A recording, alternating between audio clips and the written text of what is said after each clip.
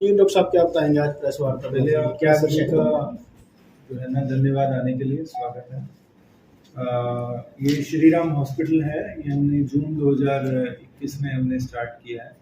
इससे पहले हम लोग यहाँ पे 2015 और 17 से यहाँ पे कार्यरत हैं इसी ज़िले में। और ये इस एरिया का एक अकेला ऐसा हॉस्पिटल है जहाँ पे बच्चों की सर्जरी की सुविधा है, मतलब 24 घंटे उपलब्ध हैं। पीडियाट्रिक सर्जन, मैं पीडियाट्रिक सर्जन हूँ और पीडियाट्रिक यूरोलॉजिस्ट हूँ, और मैडम पीडियाट्रिक गैस्ट्रोएंटरोलॉजिस्ट और हेपेटोलॉजिस्ट हैं। बच्चों के आंतों के और लिवर के स्पेशलिस्ट हैं, जो इस एरिया में हरियाणा में दिल्ली चंडीगढ़ के बीच में एक मैडम है और एक आध और कोई होगा, और कोई अवेलेबल है नहीं यहाँ पे। और यहाँ 4 जिलों में अम्बाला, कुरुक्षेत्र, कैथल और यमुनानगर, इन 4 जिलों में मैं पूर्ण रूप से जो एक सेंटर पे कार्यरत पीडियाट्रिक सर्जन है वो मैं हूँ। तो हम यहाँ पिछले 7-8 साल से बच्चों के जो प्रॉब्लम्स हैं सर्जरी की और लिवर की और आंतों की, वो ट्रीटमेंट कर रहे हैं। इसी बीच में हमारे पास अभी बहुत सारी हमारी ऐसी प्रॉब्लम्स होती हैं बच्चों की, जिसमें किसी के खाने की नली नहीं बनी होती, किसी का लैट्रिन का रास्ता नहीं बना होता, किसी का पेशाब का रास्ता नहीं बना होता। तो ये सारी जो है ये बहुत ही कॉम्प्लिकेटेड प्रॉब्लम्स होती हैं, इनकी हम लोग सारी सर्जरीज करते हैं। ये सारी रिकन्स्ट्रक्टिव सर्जरीज में आती हैं। किसी का लैट्रिन का रास्ता बनाना, किसी की खाने की नली बनाना, कभी कभी वो खाने की नली नहीं बन पाती है और लीक कर जाती है, तो पूरी खाने की नली ही बदलनी पड़ती है। वो सब सर्जरीज हम यहाँ कर रहे हैं सक्सेसफुली। तो अभी इसी क्रम में एक प्रॉब्लम होती है इसोफेजियल एट्रीजिया विद ट्रेकियोइसोफेजियल फिस्टुला, जिसमें खाने की नली बनती नहीं है, उसका ऊपर का हिस्सा बंद होता है और नीचे का हिस्सा जो है वो सांस की नली से जुड़ा होता है। जैसे ये अगर आप देख पाएंगे, ये हमारे खाने की नली होती है। तो इस बीमारी में क्या होता है, ये नली यहाँ से बंद होती है और इसका निचला हिस्सा जाके सांस की नली में जुड़ा होता है। तो बच्चे की थूक बन रही है, या बच्चे को अगर गलती से दूध दे दिया तो या तो वो बच्चा उल्टी करेगा क्योंकि रास्ता बंद है, या वो सांस की नली में चला जाएगा। तो वो चीज़ जानलेवा हो जाती है, बहुत सीरियस निमोनिया कर देते हैं। तो इस केस में हमें बच्चे को इमीडिएटली पैदा होते ही डायग्नोज हो जाना चाहिए कि बच्चे को दिक्कत है। अगर मतलब बच्चे को पैदा होते ही किसी ने देखा है, डॉक्टर ने, तो वो जांच लेगा, क्योंकि बच्चे के मुंह से झाग आएगी बहुत ज़्यादा और सांस लेने में दिक्कत होगा। तो इमीडिएटली उसमें पीडियाट्रिक सर्जन के पास रेफर करना होता है, ताकि बच्चे को मुंह से हम लोग झाग सक्शन करते रहें, बच्चे का हार्ट का टेस्ट कर लें और लिवर, किडनी वगैरह सब देख लें, हड्डियां चेक कर लें कि बच्चे की सारी चीज़ ठीक है, क्योंकि इसमें हार्ट की भी प्रॉब्लम होती है। उसके बाद उसको जितनी जल्दी हो सके 24, 48, 72 घंटे में ऑपरेशन करना होता है, नहीं तो वो थूक सारी थोड़ी थोड़ी जाती रहती है। तो नॉर्मली हमारे पास बच्चे 1 या 2 दिन में आते हैं। जिसका 2 दिन से लेट हो जाता है क्योंकि उसका थूक गया होता है सांस की नली में, तो निमोनिया हुआ होता है। 2 या 3 दिन के बाद जो बच्चे आते हैं या 4 दिन के बाद जो बच्चे आते हैं, उनके लिए बचना बहुत मुश्किल होता है। नॉर्मली ही इस बीमारी में अच्छे सेंटर में बचने की जो दर होती है वो 50%, 60% बच्चे ही बच पाते हैं, अगर 1-2 दिन में भी पता लग जाए। तो ये 4 दिन के बाद आया तो बचना तो वैसे ही मुश्किल होता है। ये एक अनूठा केस हमारे पास आया कि ये बच्चे को ये प्रॉब्लम थी और बच्चे को मुंह से झाग भी आ रही थी, और दूध दे रहे थे तो माँ बाप कह रहे थे कि सारा दूध नाक से और मुंह से निकल जा रहा था। लेकिन गांव में और बाकी जगह पे धारणा ऐसी है कि बच्चे तो दूध निकालते ही हैं, चलो नॉर्मल होगा, 2-3 दिन में ठीक हो जाएगा, जब बच्चा बड़ा होगा तो ठीक हो जाएगा। तो इस चीज़ पे ध्यान गया नहीं किसी का। फिर उसके बाद ये लोग, जब बच्चा 12-13 दिन का हो गया, उसको जॉन्डिस 25 पहुंच गया और बच्चे की स्थिति बिगड़ने लग गई, ऑक्सीजन कम होने लग गई, निमोनिया बन गया और ऐसा लगा कि अब तो बहुत दिक्कत हो गई है, तब उसको ठीक से देखा गया, स्पेशलिस्ट डॉक्टर ने देखा, और जब उसने डायग्नोज किया तो उन्होंने कुरुक्षेत्र रेफर किया। उसके बाद हमने पेरेंट्स को सारी स्थिति समझाई, एक्सरे किया, हार्ट की जांच की, इको वगैरह किया, और उसके बाद फिर हमने उसको थोड़ा स्टेबल करने के बाद बच्चे को सर्जरी के लिए लिया। इस स्थिति में बचने की उम्मीद बहुत कम होती है, लेकिन बच्चे को हमने ऑपरेट किया। मैं सर्जन हूँ डॉक्टर अनुज, और हमारे साथ बच्चों के स्पेशलिस्ट एनेस्थेटिस्ट आते हैं, डॉक्टर वरुण दुआ, और मैडम बच्चे के केयर करने के लिए डॉक्टर छाया। तो हमारी टीम ने, और बाकी हमारा ओटी स्टाफ है, सूरज है, अमित हैं और नर्सिंग स्टाफ, हम लोगों ने मिलकर जो उसका केयर किया। तो बच्चे को 6 दिन तक हमने नाक की नली से ही दूध दिया, क्योंकि जो नली जोड़ते हैं उसको थोड़ा आराम भी देना होता है, तो हम नाक में नली डाल के उसको सीधा पेट में डाल देते हैं। नली से दूध दिया। छठे दिन हमने उसको फिर दवाई पिला के रंगीन एक्सरे किया, जिसमें ऑपरेशन के सफल होने की पुष्टि हुई कि इसमें कोई लीक नहीं है, कुछ नहीं है। और फिर उसको मुंह से दूध दिया गया, तो अब वो टॉलरेट कर रहा है बच्चा, कोई उल्टी नहीं कर रहा, मुंह से झाग नहीं आ रही, निमोनिया भी बच्चे का ठीक हो गया, और अब बच्चे को हम आज छुट्टी करने जा रहे हैं।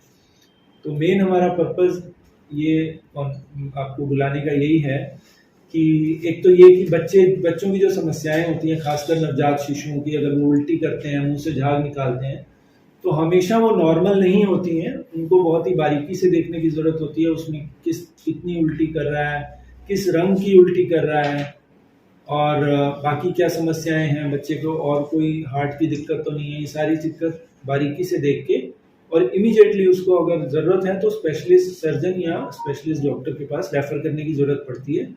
इसमें लेट नहीं करना चाहिए, क्योंकि फिर बचने के चांसेस ज़्यादा लेट होने में बहुत कम हो जाते हैं। ये बीमारी अगर डायग्नोस करनी है तो इमीडिएटली हो जाना चाहिए पैदा होने के बाद, तो सबसे अच्छे रिजल्ट मिलते हैं। तो ऐसे कितने ऑपरेशन आप तक कर चुके हैं डॉक्टर साहब, और सफल कितने रहे आपके? इस बीमारी के हम यहाँ लगभग 25 ऑपरेशन कर चुके हैं, जिसमें से करीब हम 20 बच्चों को बचा चुके हैं पिछले 2 साल में, पिछले 6-7 साल में कुरुक्षेत्र में। और इसमें कुछ केस ऐसे होते हैं जो कि ये लीक कर जाते हैं, जैसे हमने खाने की नली जो जोड़ी है वो लीक कर जाते हैं। जब वो लीक कर जाते हैं या उनमें गैप बहुत ज़्यादा होता है, जैसे मान लो ऊपर वाले और नीचे वाले हिस्से में गैप बहुत ज़्यादा है, तो जोड़ना पॉसिबल नहीं होता। उस केस में फिर या तो लीक कर जाए या गैप ज़्यादा हो, तो हम जो ऊपर वाला हिस्सा है उसको गर्दन से निकाल देते हैं बाहर, ताकि बच्चे की जो थूक है उसको निकलने का रास्ता मिलता रहे। तो थूक यहाँ से आती रहती है, और पेट में हम जो है इस रास्ते में यहाँ पे पेट में यहाँ नली डाल देते हैं, ताकि यहाँ से बच्चे को दूध जाता रहे। तो जब बच्चा 1 साल का हो जाता है तो फिर हम उसकी पूरी खाने की नली बदलते हैं। वो खाने की नली बदलना जब बच्चा 1 साल का हो जाता है या 10 किलो का हो जाता है, वो इससे 3-4 गुना और बड़ा ऑपरेशन है, और वो बहुत ही कम सेंटर्स में होता है। ये वाला ऑपरेशन जो है हम 5 ऑपरेशन कर चुके हैं, 5 ऑपरेशन कर चुके हैं, और 5 सक्सेसफुल रहे हैं। 5 बच्चे अभी जीवित हैं और अच्छे से मुंह से खाना ले रहे हैं। डॉक्टर साहब, इसमें खर्चा कितना आ जाता है ऑपरेशन पे? ये जो पहला जो ऑपरेशन होता है, जिसमें इमीडिएटली पैदा होने के बाद जो हम रिपेयर करते हैं, इसमें अगर बच्चा ठीक है, वेंटिलेटर की ज़रूरत कम है, और बच्चे को निमोनिया नहीं हुआ है, कोई ऐसी दिक्कत नहीं है, तो लगभग इसका हमारे यहाँ पे 1.25 लाख से लेके 1.5 लाख के बीच में खर्चा आता है। अगर इसी चीज़ को हम चंडीगढ़ या दिल्ली के जो बड़े कॉरपोरेट अस्पताल हैं, वहाँ पे इसका खर्चा लगभग 3.5-4 लाख के आसपास आता है। हमारे शहर में उसी रिजल्ट के साथ हम लोग बहुत ही कम खर्चे में यहाँ सर्जरी कर रहे हैं। और इसके बाद जो दूसरी सर्जरी, अगर मान लो लीक करता है या गैप ज़्यादा है, तो जो दूसरी सर्जरी होती है जिसमें खाने की नली बदलनी पड़ती है, तो उस केस में खर्चा जो है आपका करीब 2 से 2.5 लाख के बीच में खर्चा आता है। वही चीज़ अगर कॉरपोरेट हॉस्पिटल में, चंडीगढ़ में बड़े या दिल्ली में बड़े अस्पताल में होती है। वैसे तो होती बहुत कम जगह है, सरकारी अस्पताल के बाहर बहुत कम लोग इसमें जो है ना इतनी हिम्मत कर पाते हैं कि सर्जरी कर पाएँ, लेकिन अगर होता भी है तो उसमें 4-5 लाख के इससे कम खर्चा नहीं है। तो ये इस प्रकार के ऑपरेशन जो आयुष्मान भारत में कवर होते हैं? आयुष्मान में इसमें कवर होते हैं। अभी आयुष्मान की सुविधा हमारे अस्पताल में भी हो जाएगी कुछ महीनों में, लेकिन इसमें जो है बाकी इसके अलावा और भी परेशानियां होती हैं बच्चों की, जिसमें लैट्रिन का रास्ता नहीं बना होता। उसमें 3 ऑपरेशन होते हैं। लैट्रिन का रास्ता बनाते हैं हम लोग, पहले लैट्रिन का रास्ता पेट से बनाते हैं, फिर नीचे बनाते हैं, फिर उसके बाद ऊपर का रास्ता बंद करते हैं। तो लैट्रिन का रास्ता नहीं होता, उसमें भी ऑपरेशन करना पड़ता है। कभी पैदाइशी लिवर में ट्यूबसिस्ट होती है, उसका ऑपरेशन करना पड़ता है। किडनी की प्रॉब्लम होती है, पेशाब की नली नहीं बनी होती, उनका ऑपरेशन करते हैं। तो ये सारी सर्जरी। डॉक्टर साहब, लोगों से क्या अपील रहेगी, पेरेंट्स से? आमतौर पे पेरेंट्स भी जो है गांव में ज़्यादातर होता है, ये नॉर्मल सी बीमारी सोच के, नॉर्मल सा खांसी जुकाम सोच के इसको छोड़ देती है। तो क्या अपील करेंगे उनसे, ताकि भाई बच्चे की जान बच सके? इसमें बच्चों को जो है आपको इमीडिएटली स्पेशलिस्ट डॉक्टर को दिखाना चाहिए, बारीकी से जो देख सके कि इसमें कोई समस्या तो नहीं है, कोई इमीडिएटली बच्चे को ऑपरेशन की आवश्यकता तो नहीं है।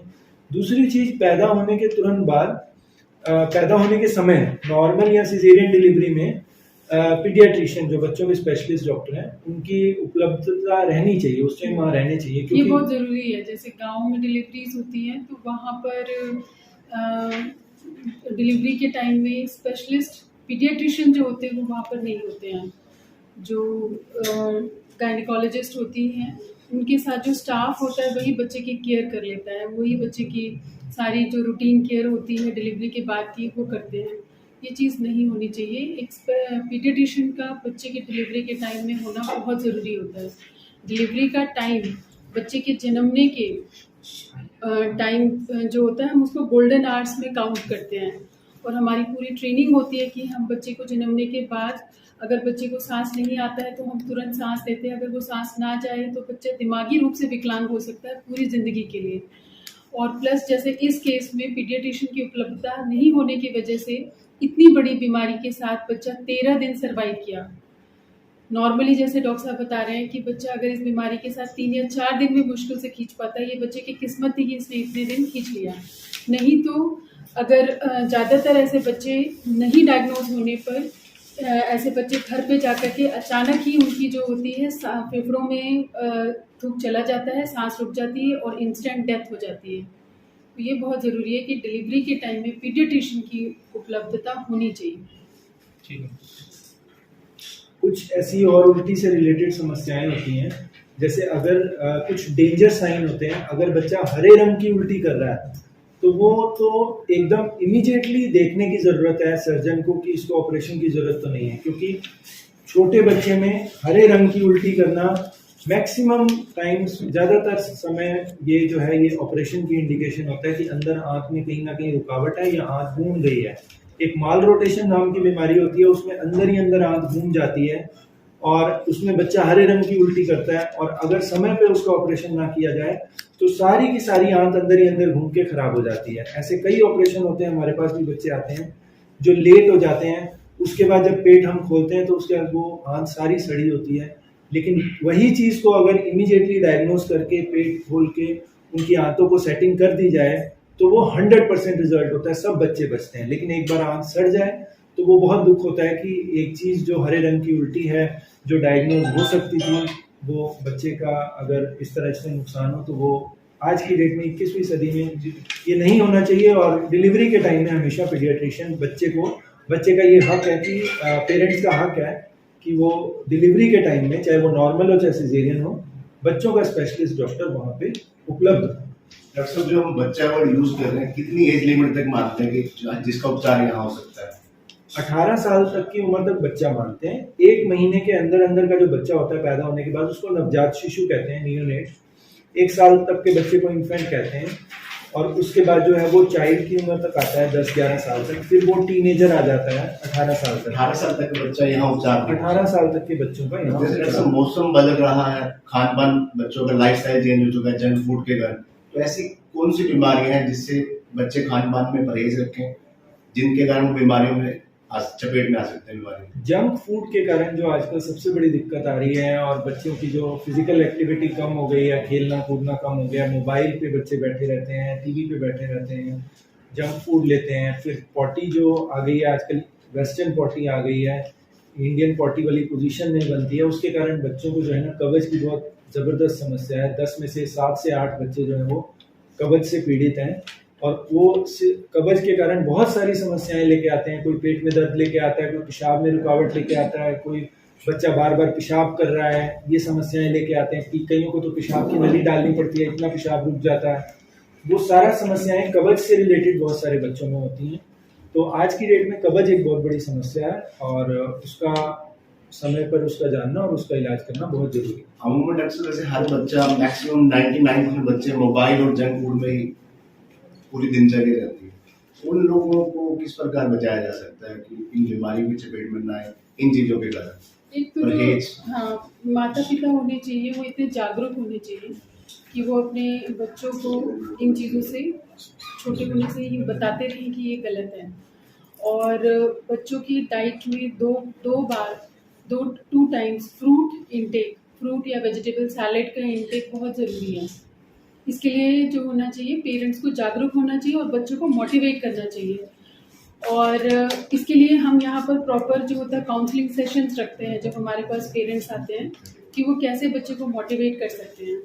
इसके अलावा बच्चे को बेकरी प्रोडक्ट से भी दूर रखना बहुत ज़रूरी होता है। बेकरी प्रोडक्ट्स जो होते हैं आजकल बिस्किट्स वगैरह को लोग बहुत नॉर्मल खाना मानते हैं, जबकि जो बिस्किट होता है वो पूरी तरीके से मैदे का बना हुआ होता है, उसके अंदर सोडे का इस्तेमाल होता है और बहुत हाई हीट में बनता है वो जब बच्चे रेगुलर खाते हैं तो उनकी अंदर की जो इंटेस्टाइन की पाचन की शक्ति होती है वो छोटे होते ही ख़त्म हो जाती है।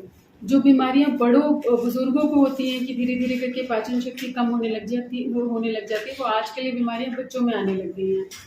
तो पेरेंट्स को जागरूक होना चाहिए, बच्चे की फिजिकल एक्टिविटी के ऊपर उनको ध्यान देना चाहिए।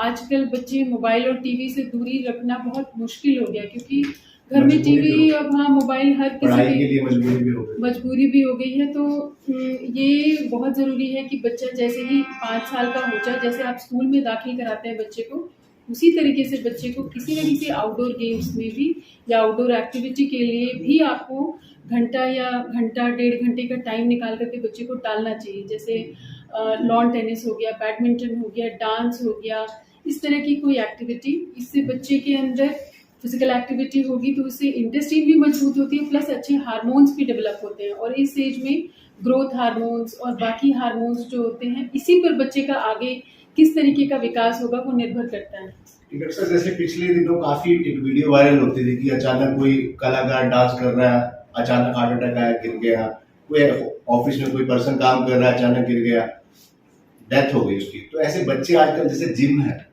मैक्सिमम बच्चे 10th के बाद 8th के बाद ही जिम में जाना शुरू हो गए, तो क्या वो जिम उन बच्चों के लिए कहीं हानिकारक है? बहुत ज्यादा हानिकारक है। जिम जो है वो एकदम बहुत ज्यादा फास्ट एक्टिविटी करवाते हैं। जैसे योग और प्राणायाम है वो थोड़ा सा बच्चों के लिए बेटर है, क्योंकि उसमें क्या है कि योग और प्राणायाम में बीच में रेस्ट भी होती है। बहुत ज्यादा बेटर है, बच्चों को जिम में नहीं डालना चाहिए, क्योंकि जिम में जो एक्टिविटी कराते हैं उसमें कार्डियक एक्टिविटी बहुत ज्यादा होती है, हार्ट के ऊपर जोर पड़ता है। हार्ट के ऊपर जो होता है बहुत ज़्यादा रेजिस्टेंट एक्सरसाइजेज जो होती हैं, कार्डियक आउटपुट की बहुत ज़्यादा डिमांड बढ़ जाती है, उसके लिए बच्चे कोप अप नहीं कर सकते हैं। इसीलिए आपको बच्चे के लिए अगर आपको इसी तरीके की कोई एक्टिविटी करानी है जिसमें मसल स्ट्रेंथ बढ़े, तो योग से बेस्ट कुछ नहीं है। योग जो होता है उसमें stretching, meditation, abdominal muscles, respiratory muscles, heart, हर चीज़ के लिए उसके अंदर हर के लिए एक एक एक्सरसाइज होती है। वो करने से बच्चे जो होते हैं धीरे धीरे करके उनकी बॉडी जो होती है वो फिट बनती है। जिम जो होता है बच्चों के लिए हानिकारक है। सिर्फ मसल ट्रेनिंग कराते हैं, अदरवाइज जो बच्चे के पूरे विकास के लिए आपकी चेस्ट स्ट्रांग होना चाहिए, आपका लंग स्ट्रांग होना चाहिए, आपका हार्ट स्ट्रांग होना चाहिए, माइंड स्ट्रांग होगा, आपकी आई शार्प होंगी, आपकी जो फेशियल मसल्स हैं, दांत, जब हर बॉडी का सिस्टम जो होता है अपने ऑप्टिमल लेवल पे काम करता है, तब एक बच्चा जो होगा जब बड़ा होगा तो वो मैक्सिमम उसकी जो पोटेंशियल है वो पूरा बाहर निकलेगा। जिम में ऐसा नहीं होता है। जिम जो होता है उनकी जो एक्सरसाइजेस वगैरह होती हैं वो सिर्फ मसल्स के ऊपर फोकस्ड है, एब्डोमिनल मसल्स, बाइसेप्स मसल्स, इन्हीं के ऊपर फोकस्ड है। तो ये सिर्फ बाहरी रूप से आपके शरीर को देखने में सुंदर बनाता है, बट अंदर से वो शरीर को खोखला करता है। और दूसरी चीज़, जिम में जो ये प्रोटीन पाउडर्स देते हैं बॉडी के बिल्डअप के लिए, उनके अंदर जो प्रोटीन का इस्तेमाल किया जाता है वो जो प्रोटीन होता है वो एनिमल प्रोटीन्स होते हैं और वो इंटेस्टाइन के लिए बहुत डेंजरस होते हैं। मेरे पास आते हैं बच्चे जो जिम के पाउडर वगैरह इस्तेमाल करते हैं और आगे जाकर के इरिटेबल बाउल सिंड्रोम का शिकार हो जाते हैं, और उसके बाद इरिटेबल बाउल सिंड्रोम का इलाज बहुत मुश्किल है। उसके लिए आप दवाइयों के ऊपर डिपेंडेंट हो जाते हैं, बिना दवाई के आपकी जो इंटेस्टाइन होती है वो काम नहीं करती है। तो इस तरह के पाउडर्स जो होते हैं वो देते हैं, प्रोटीन पाउडर, जिससे जल्दी मसल बिल्डअप करने के लिए। और इसके अलावा उन प्रोटीन पाउडर्स के अंदर स्टेरॉइड होता है, वो स्टेरॉइड्स जो होते हैं वो आपकी हड्डियों को, मांसपेशियों को बहुत कमज़ोर कर देते हैं। तो इसीलिए हमारे हम लोगों के हिसाब से एज ए पीडियाट्रिशियन जो हमारी ट्रेनिंग एज ए गैस्ट्रोएंटरोलॉजिस्ट, हम तो स्ट्रिक्टली जिम के लिए मना करते हैं एंड वी एडवाइज कि आप यू गो फॉर योग प्राणायाम से। श्रीराम हॉस्पिटल में ऐसे भी केस आते हैं बच्चों के जो जंक फूड के कारण या मोबाइल के कारण या जिम के कारण बहुत सारे बीमारी का ग्रस्त हुए। जो हमारी ओपीडी है ज्यादातर बच्चे इसी चीज के साथ हमारे यहाँ 80% हमारी लेप्रोस्कोपी और रॉबर्ट सर्जरी भी है। हमारे यहाँ लेप्रोस्कोपिक सर्जरी है। लेप्रोस्कोपिक ये होती है मिनिमल इन्वेसिव सर्जरी।